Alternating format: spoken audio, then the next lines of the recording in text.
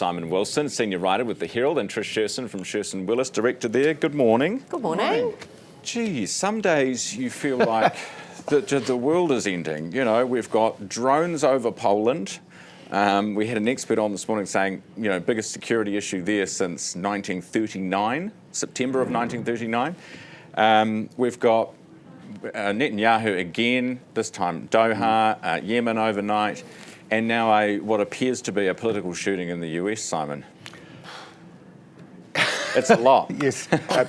We live in a violent world. At the extreme, we're seeing that latest shooting, drones over Poland, etc. It goes all the way back. There's a long continuum way back to the violent language that people are using even in our election campaign at the moment, in council elections, finger guns pointed at ministers and that sort of thing. That's not the same as shooting people, of course it's not, but there is a broad continuum of the way we deal with politics now is to be violent, to gesture violently and to use violent metaphors, and I really hope we can learn how to dial it back.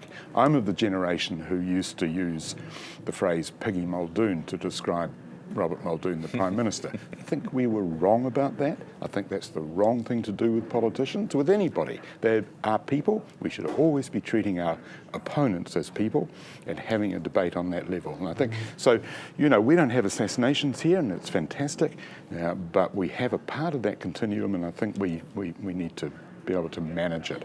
As for Poland, okay, it may be the biggest crisis they've faced in European terms since the Second World War, but it's not the same as the start of the Second World War. There were drones that flew over Poland. Poland wasn't actually attacked. There were no bombs. It's not. I'm not saying it's not serious. I'm not saying I'm not trying to defend Russia or anything like that. But let's keep a bit of perspective here. Absolutely. And the Kremlin, not that you can trust a word they say, but have come out and said it was an accident. We didn't mean to go over into NATO airspace. It was a mistake. Just to Simon's point, Trish, how do we get back to having civil conversations in politics? You know, how do you, and is it social media that's got us here, partly to blame?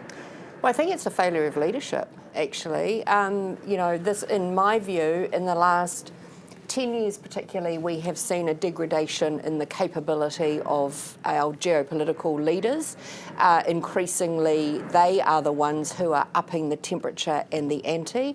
And unfortunately, with the second presidency of Trump, the norms that we have come to rely on, the way that leaders speak to each other has completely broken down, and you now have a President of the United States who rules by social media post, rules in bold caps with exclamation marks, is the first one to resort to personal attacks.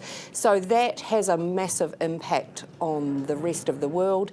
And what you're seeing, I think, with what's happening in Poland overnight with the drones, with the Israeli attack on Qatar yesterday, is the breaking down of those norms. So if there's no sheriff in town, then it's every man for himself. And the problem, I think, also, as your guest earlier pointed out in Europe, is that you also have weak leaders or leaders who are struggling politically in the UK and in France, and that's where you need those foundational supports to help lift up the rest. I also think, just going back to the question you asked, is it social media? I think social media and mainstream media are both culpable to a degree in all of this, because they feed each other. Appalling ideas on social media make their way into the mainstream. They get platformed. The mainstream media also provides, because it's providing that platform, effectively, in many cases, is encouraging more and more extremity in the social media. So there is a relationship between the two. I wouldn't want to simply say it's just one or the other. We're responsible and they're doing that. It's us too. It's us too. But what's the outcome of that is that we become desensitised. And if you look at what's happened since Trump's inauguration, which is only back in January, and the stories that have come out that usually would have blown up the whole world in terms of news and media because they're so shocking, the things that have happened, they now barely rate a sort of a meh, because we like those frogs in the pot of boiling water, and you just, over time, you become desensitised. Exactly. Right, let's talk about something more cheery, shall we? Jetstar, yay! Jetstar's coming to New Zealand. Well, they're here. They're going big. More than 600,000 extra flights. I flew over to Gold Coast for a wee holiday just recently on Jetstar. Fantastic. There you go. Couldn't complain, and much cheaper than in New Zealand.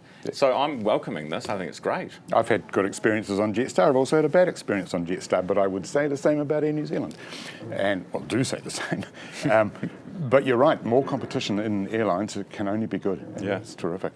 And let's hope it brings down prices, for Air New Zealand prices too, which some have said already that it will have to. I think one of the things that probably has happened to us all since COVID is, like on a lot of things, we've started to shop around more. And for airlines, I know even domestically, we've got a daughter in Wellington. We quite often, if we're going for a weekend, we'll just jump on a Jetstar flight. There's two things that you look for. One is price, one is on-time performance. And in the last few years, those have been pretty much there or thereabouts. So, you're going to take the saving, aren't you? Yeah, why wouldn't you? And it's only an hour. I mean, it'd be different if you're going on a long-haul flight, I imagine. It's a sky bus, isn't it? Yeah. It really is. Yeah, great way to put it.